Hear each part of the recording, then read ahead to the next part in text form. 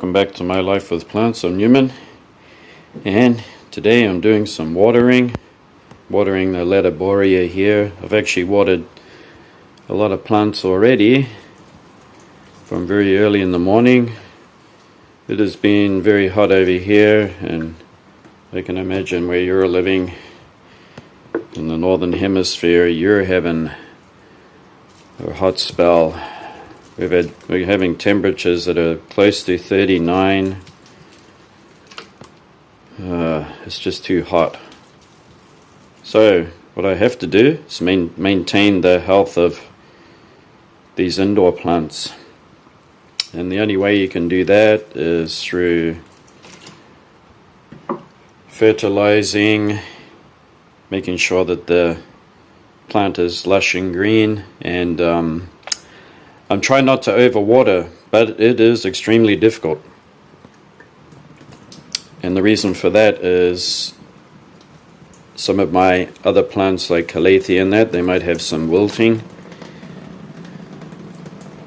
And the worst thing I can do is just to keep watering. But I do have three kinds. I got Makoyana, and that one seems to like some water in the reservoir, and Burl Marx does. However, the purple rose is an exception. Whenever I water that, it seems to throw a fit. I don't think it likes it, and the soil could be a little bit too compacted. So there you go, Lathyboria.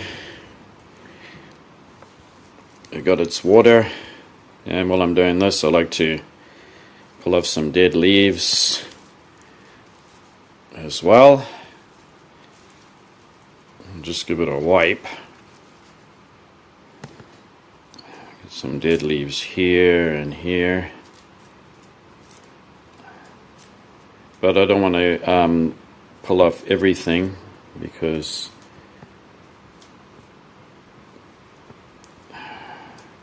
the sheaths on the plants help to protect the bulbs. So if I'm to pull off all of these sheaths on something that's new like that, then it can actually fall over under its own weight, get damaged. Alright, come with me. We're going to put this back.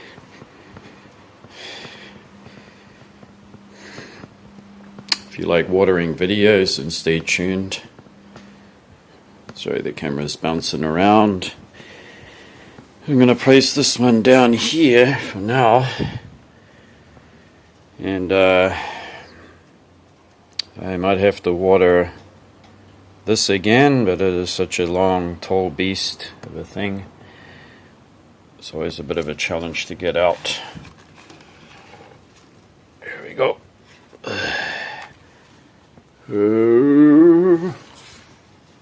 Oh, got it. This thing is really tall. Sansevierias let you know when they haven't been watered enough. They will get dieback on their leaf tips. But it's hard to get anything perfect, especially in this weather. We have pretty high humidity too, and because of the heat, the humidity will drop right down during the day.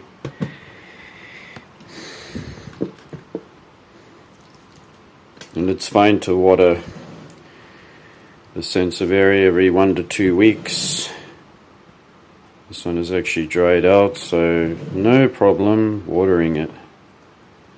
Water it freely and then let it dry out. Let it dry out, not go bone dry, and then leave it for a month.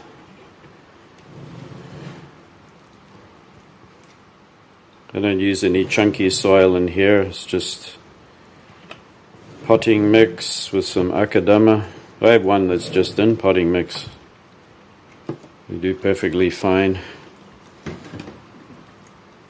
And of course my water has some liquid fertilizer.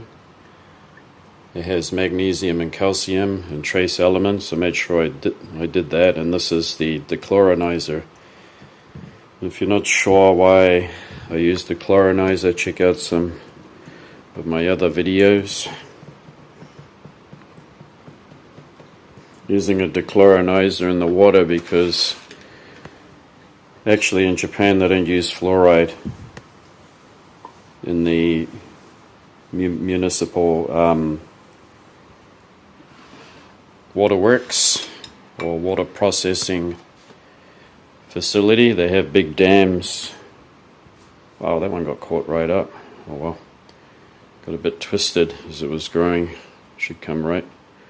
So we got a big dam that's north of here, and it supplies 5 prefectures, and their water is rainwater, which goes into our taps, but they do not use fluoride.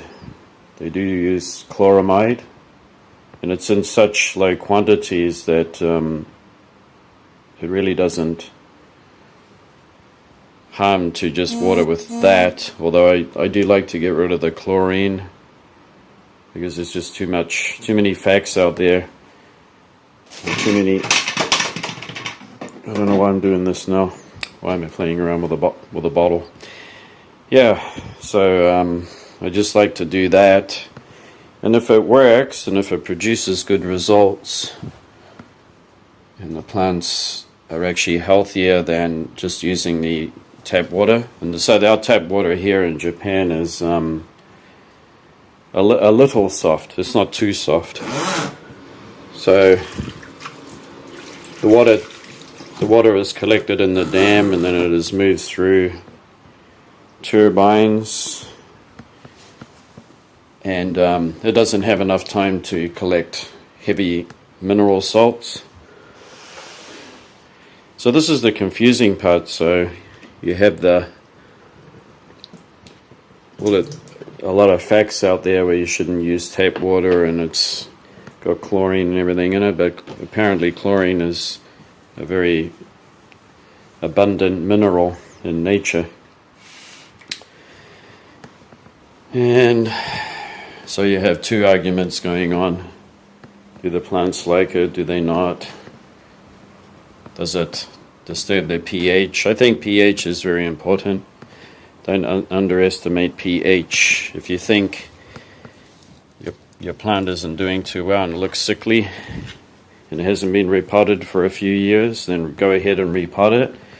Number 2, if it's only been repotted the last year and it doesn't look good, then you've probably got a pH problem.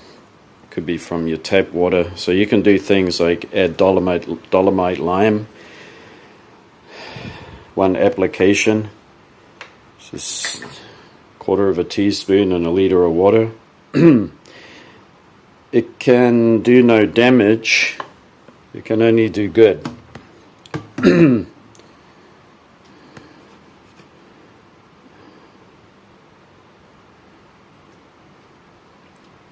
I also use Epsom salts because plants are stressed out. I don't usually use it. I use it a lot for the outdoor plants, that's for real. And in the indoors, I will do it every month or 2. I will add Epsom salts because the plants, as you're watering them, they get nutrient lockout.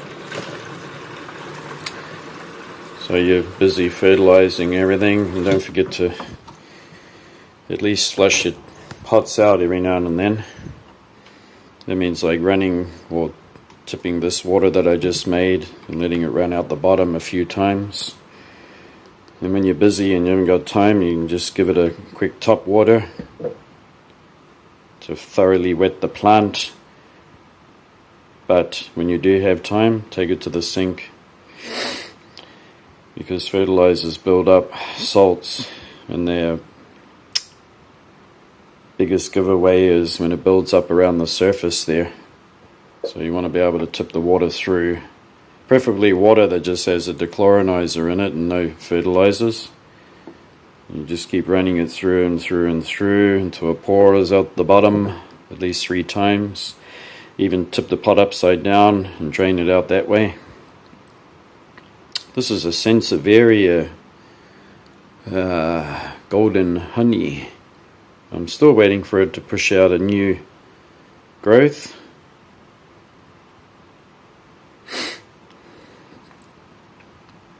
It will have a very good root system by now. So while I'm watering, I'm going to just leave that one there. You probably saw my sticky trap. Had this fungus gnats on it. Well, this is their optimal breeding season. Something that I did water yesterday, well, really late, because I got home really late, was this Miltonia. And you can see right there, it is actually producing some flowers a little earlier than last year.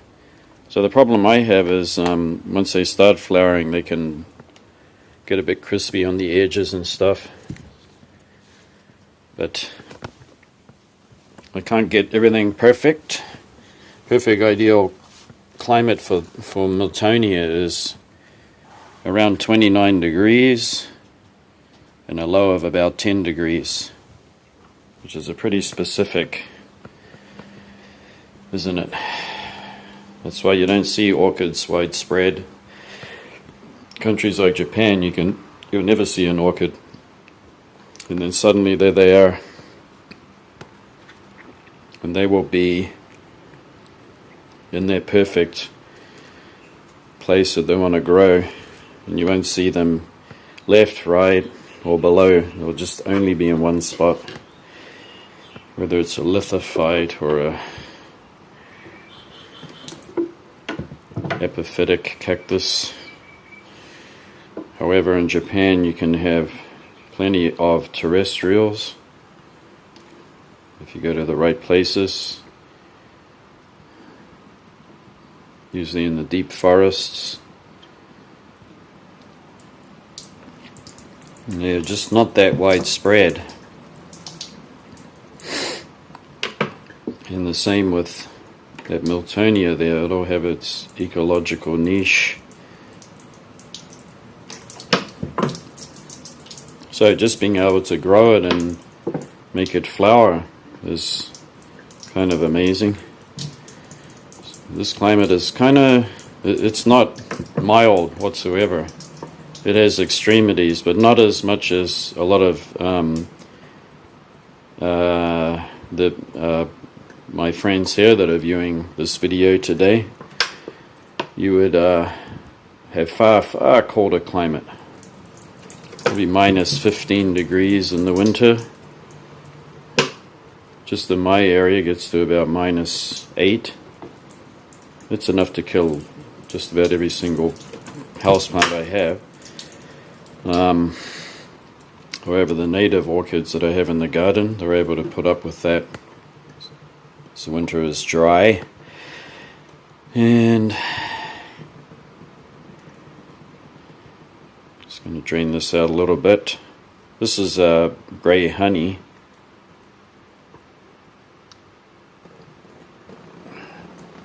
This one's been doing really well.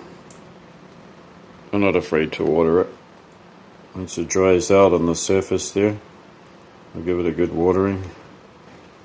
I try not to let any water stand in it, as you can see there. And just tipping it until the stream of water is broken into drips. And the rest of that will dry up pretty quickly.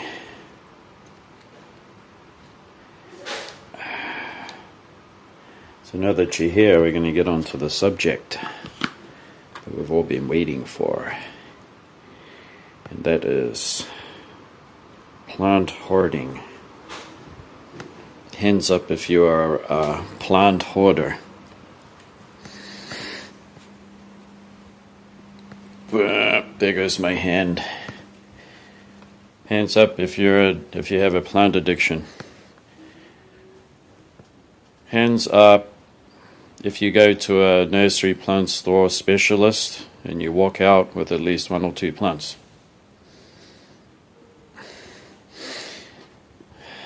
Hands up if you have no self-control. Hands up if you want to change that. That'll be me. The reason why I want to change my habits is because my habits are just to the point that they actually become a little selfish or extremely selfish. You can, and if you're married, you have kids, or in a relationship, it means that you can neglect your partner, your children. You may think that it's fine because you give them, or I give them time, no problem. But you have to realize that by yourself, if you're just making up excuses. So we're all big and grown up enough to know that anything I say is an excuse because I just want to grow. So the best way to deal, the number one thing to do is to admit it freely, because being honest about something is always the best way to go. Then the listener, or the person on the receiving end, the partner, the person you're married to, the children, they can probably start to help you out with your addiction. For me, personally, I've had other addictions. I'm an alcoholic, and I've been abstinent from drinking for about a year and 8 months. It's not a lot, right? And I can easily go back, and I shouldn't say easily, because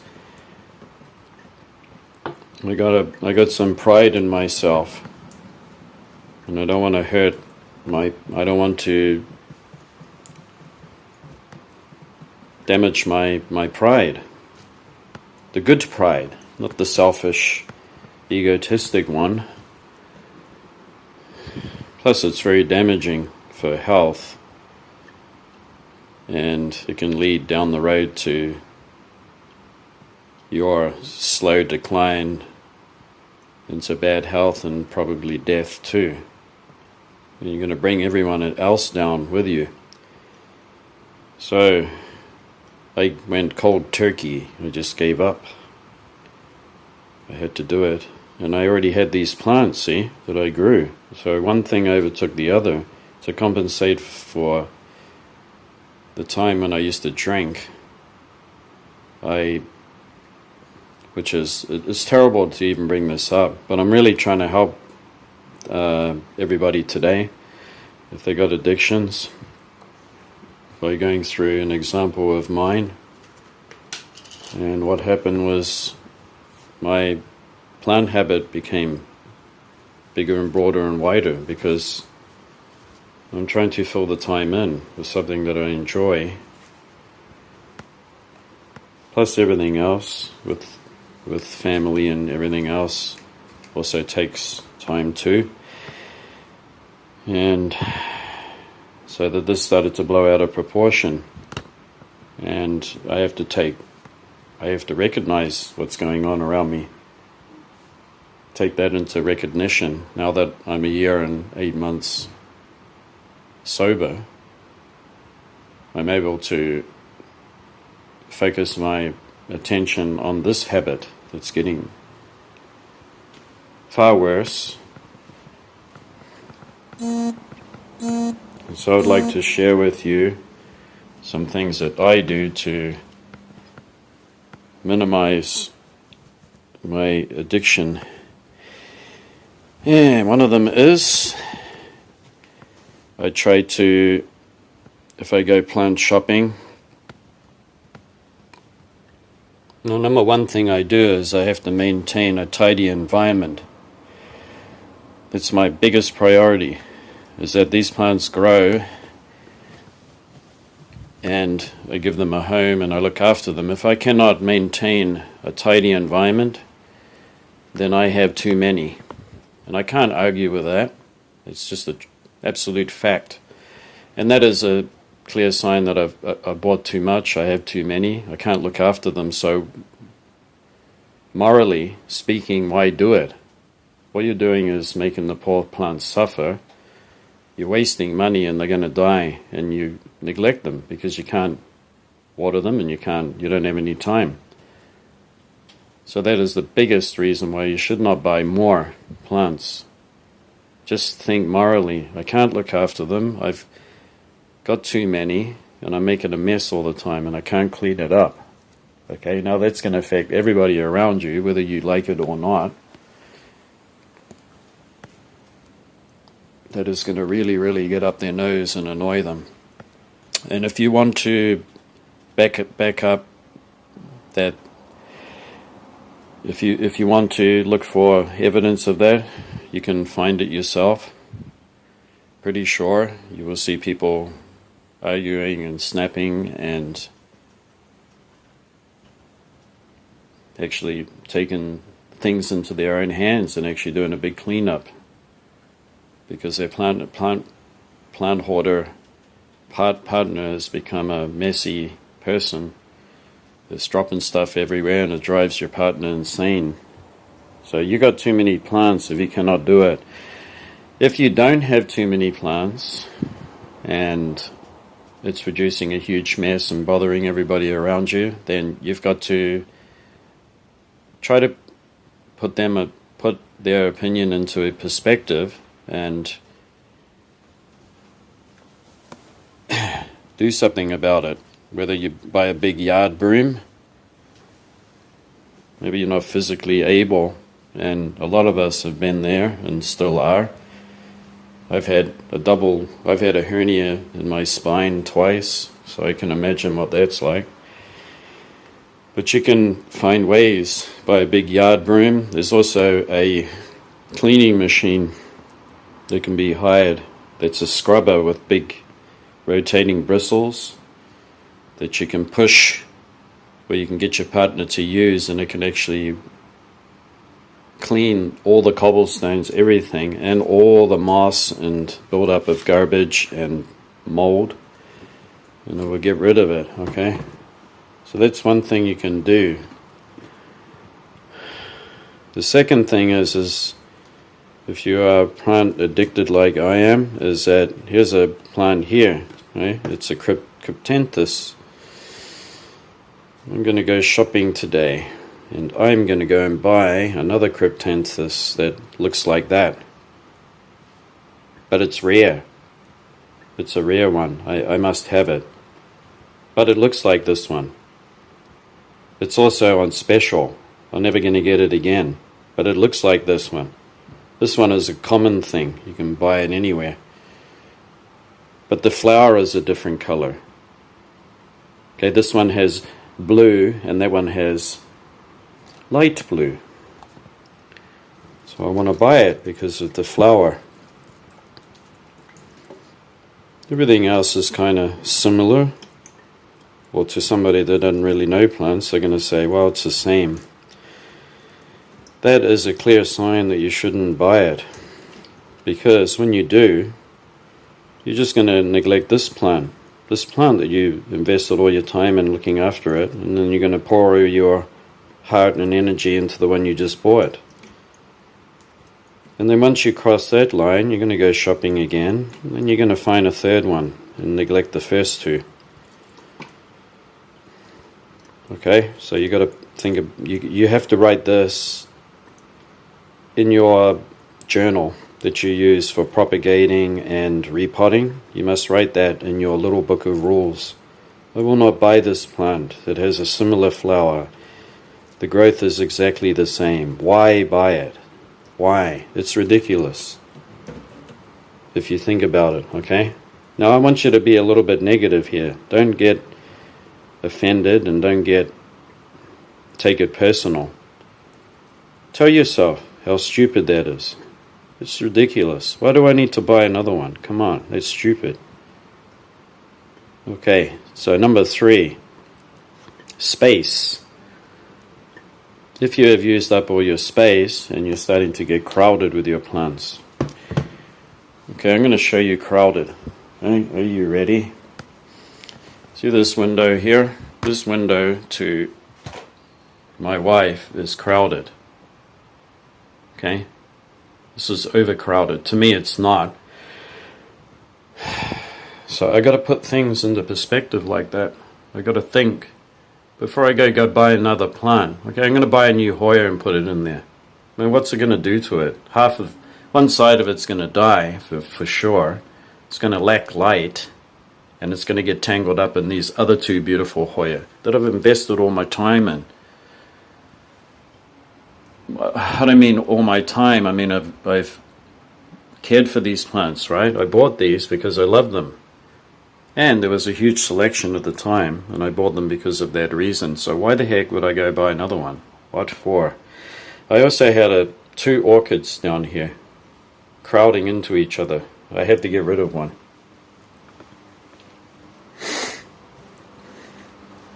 Now, before you go saying anything, I am only human like you, and I'm full of faults. And what I'm showing you here is, you may think, oh my god, you can hang up more, but this video is about respecting your limits and being tidy, right? And not dropping leaves everywhere and making a mess, and also making a mess of your life because the plants have taken over it and you've got no time to do anything else. Now, here's another one. Schinapsis. I love Schinapsis. I've seen 4 or 5 other magnificent ones. I saw a Schinapsis that is variegated like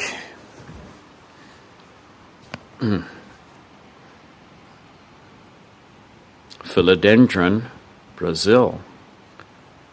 Do you know what I'm going to say next? Yes. It looks like Philodendron Brazil. So why would I want to go buy that? Why? It looks like the Philodendron Brazil, and I'm not going to do it because I already have a plant that has variegation just like that Schinapsis.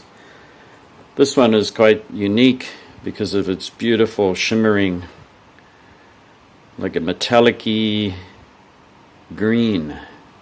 Alright, now this is a spectacle. This one here is a Marmorata,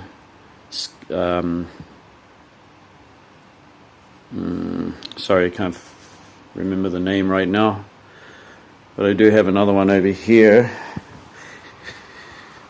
Aeschylanthus. Aeschylanthus is the name. This one it has ciliate leaves, which means it has hairs on it. There's beautiful lipstick flowers. This one over here has these, I've never seen this kind of mottled, amazing leaf pattern. Now, I've seen Hoyas that look like that. No, not going to buy them. This is my one and only. Over here I have a member of,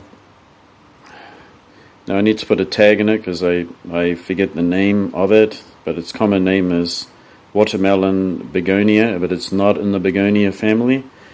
And this is a unique small plant. And I have one of, I also have a small Hoya here that's Huscheriana. And I have a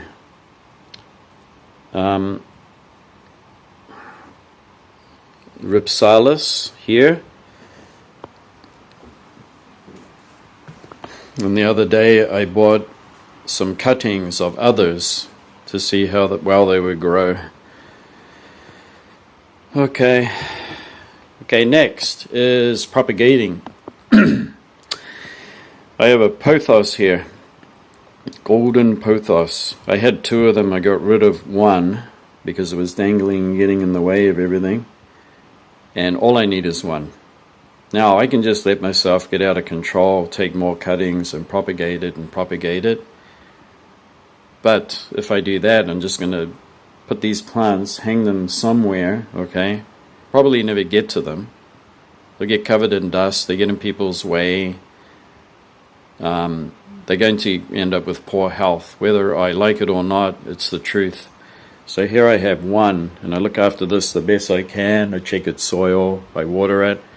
I gave it a good flush out. I took the plug out of the bottom of the pot and let all the water run through it. And I look after this one, and once this one is haggard and run down and cannot produce leaves anymore, I will take cuttings and I'll start off another one. And I am far happier just having the one. I also have an addiction to Phalaenopsis, and I have some here. Got 4 Phalaenopsis here. And I have 2 here that I just watered actually today, and I got 1 over there. Plus I got a Hoya Bella. I got rid of lots of Hoya Bella because I'm propagating them and putting them all over the house, and it's a no-no. I do not need them. When I first started off, okay, we're going to go to number 4 now that you're going to write on your list. When I first started off, I was so happy to have a Hoya. Please write that, number 4. I am happy to have 1, let alone 3, 4, 5 varieties. Very lucky indeed to have these others in my life that I grow now. Is overdoing it. I have about 8 kinds of Hoya. Okay, now I'm just going overboard with it. So I got to write that on my list that I have too many. I have far too many. I should only own 2 or 3 varieties, and I've got 8. Does anybody need that many? You don't really, okay? You're not going to die. Nothing's going to happen. You're actually going to do far better with your 3 varieties. They're going to have far more room, spread out far more, be healthier. So that's number 4. Number 5 is budget and costs. How much do you spend? Okay, so this is not poking fingers or attacking somebody that doesn't have a lot of money on hand. Maybe they have a lot of bills to pay. Now, this is also focused to people that do have a high income and have a lot of money to spend. Should you spend? Okay, regarding your family, okay, not you or anybody else, but should you spend hundreds of dollars a week or month on plants while they're watching you do it and thinking to themselves how you just buy at your own whim what you want? But then they have to exercise abstinence and good manners and try to exercise what it is to not be greedy and things like that, right? Trying to look for the words here, the right words without sounding too rude. Because it is this just sounds rude, everything that I'm talking about. But I just got to talk about it. I'm here to help your addiction. So what's happening is you're just spending all of this money, hundreds of dollars, okay? A week or month. And they're watching you buy that, okay? What do you do for them? And you can't tell me that, well, I provide food on the table and a place for them to stay. Okay, that's not going to work, okay? That's an excuse, and that's going to stir it up and make it worse. Do not retaliate and make excuses when they say so. It's a big mistake. you have to go back to step number 2, and that's to number 1. Well, number 1 or 2 it was, is to admit that you have an addiction. You've got to go back to that, okay? Because if you don't, you're going to cause a lot of problems. More problems than you want. Should you spend hundreds of dollars on plants? Even if you are wealthy and you have the money and the income to do that. Well, it's not your money, right? Not if you're married and have a partner in that. It's actually no longer your money. It's the family's money. So you are just going to blow your addiction out of proportion if you have no budget and no limit to how much you're going to spend.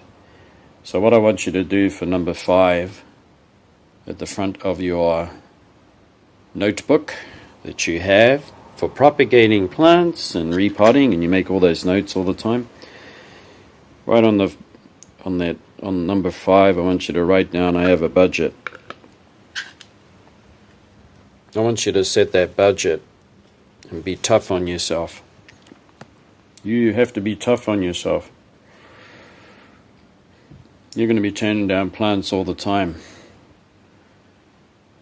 And I want you to set that budget according to what your family agrees on, which is how they're going to agree on this with you, how much you should spend a month on your plants, including pots and soil and things that go in the garden.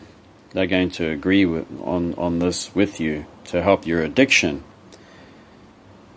So that's what you're going to write down, and you're going to do that with them.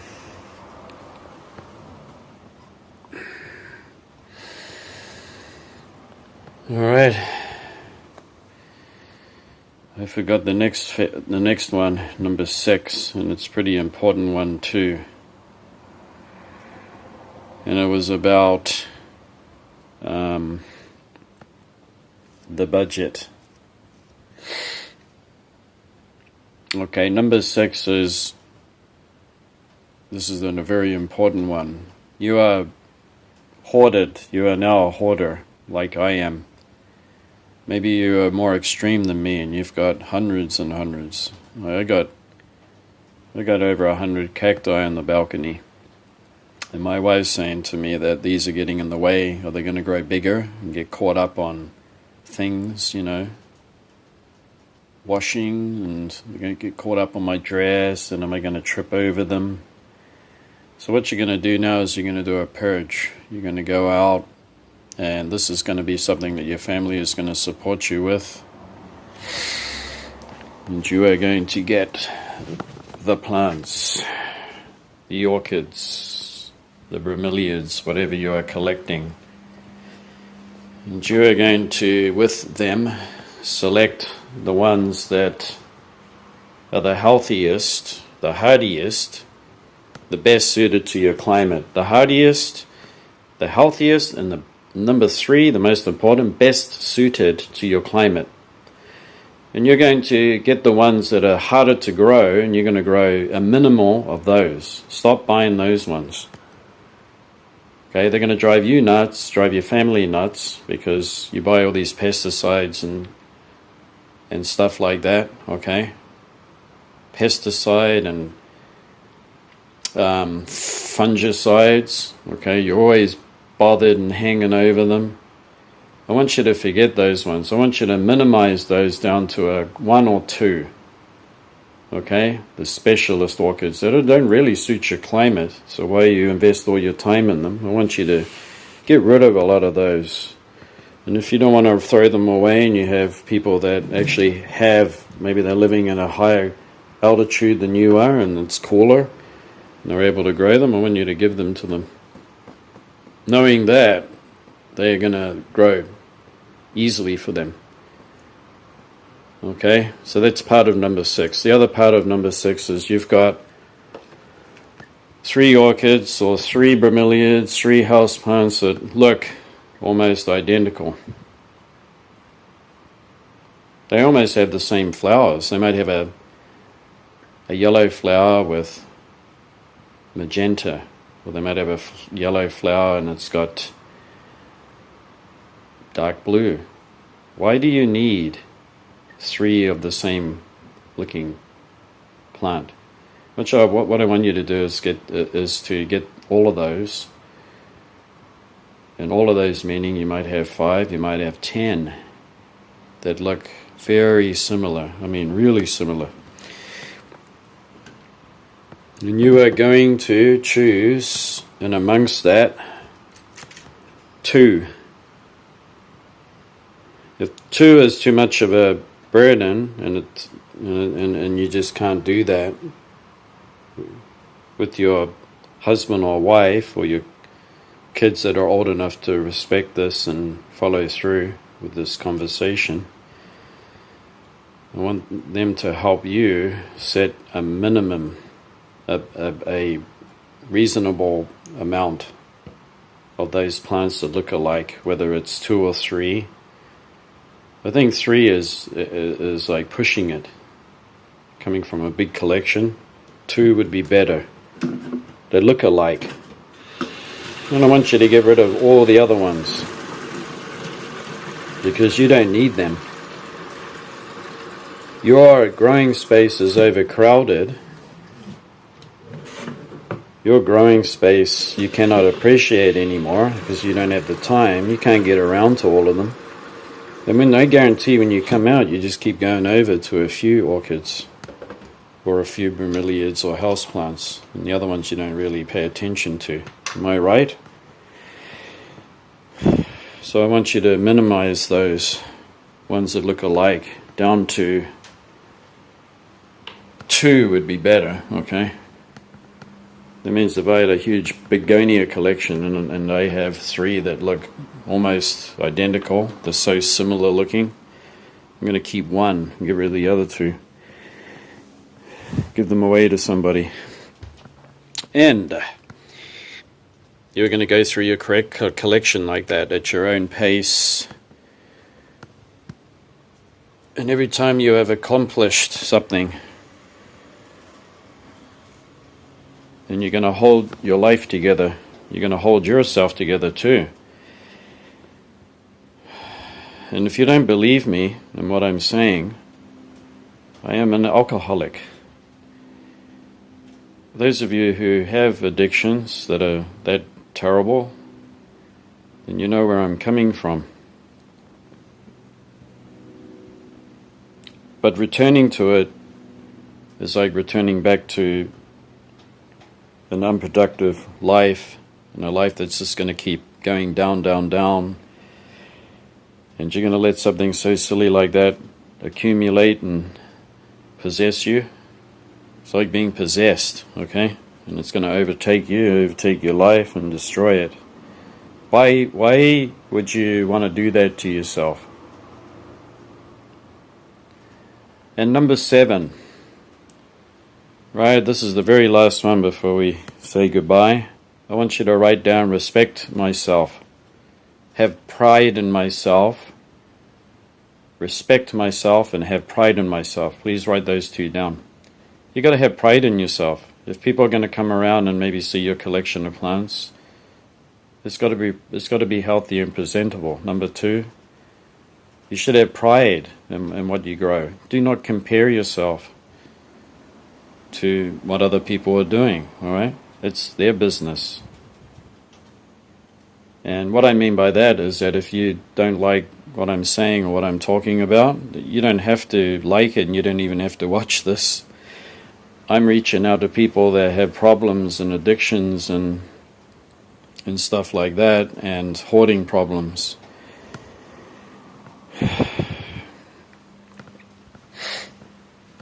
I'm a hoarder, right? If you look at that corner there, that's hoarding. That's what I'm have a mental problem with. I have oversupplies of stuff, and I buy all this stuff and I need it, but I need it. Sometimes I never ever use it, okay? And it's in one corner. Also, there's some pots there. Everyone has pots, and I try to keep them just in this little area. But this can end up everywhere, with everyone tripping over it and falling, and you see what I'm trying to say? And so number 7 is the one that is one of the ones you should go to often. Number 7 on your list is to have pride in myself and respect myself. You got to respect yourself, okay? And thanks for watching today. And if this video can help any of your friends, and this is not saying that this hobby is is a bad hobby, okay? It's just turning into a one of those bad things. And I've been making approaches to my addiction. I cleared out. Let me show you. I have all these pots up here that are empty, and this was clearing out propagations and plants that I had doubles of, and plus I have more plants to give away, and my plants encroach other people's space, so these are not allowed to be here. I've got 2 calatheas. I've got that orchid over there, that one hanging up. I've got a begonia and a spathiphyllum and a little spathiphyllum there, and another calathea, and it's encroaching somebody else's space. It's not my space, okay? Just because I'm the man and I pay the bills, it doesn't mean that I can just go take everything. It's bad behavior. It's encroaching on your respecting yourself and having pride in yourself. It's stepped on those 2 things, and I got to do something about it, and I've already said I am. So yes, I hope that this helped you out today, and thanks for coming along and looking at me doing watering. And if you have any questions, let me know. If there's anyone that really needs any help and maybe they need to watch this video, then let them watch it. And I hope that we keep our hobby within checks, within reasonable limits, and that it's a nice amount of plants. And I'll tell you what, if I went to a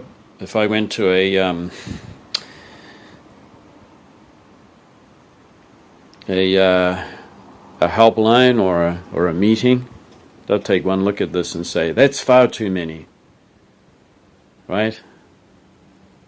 And in my mind, I'm struggling to reduce. I'm having a struggle, but I'm trying to keep things in check. All right, and one last thing, please stick to that budget. Let those plants pass you by. All right, and don't forget to consult with the ones that you love, or you live with, your family, your friends, your kids. I want you to consult with them. Let them know why you're doing this. They probably really want to know why. Okay, and that's it from me. Thanks for watching this hard subject about plant addiction and hoarding. And until next time, we'll see you. Bye-bye.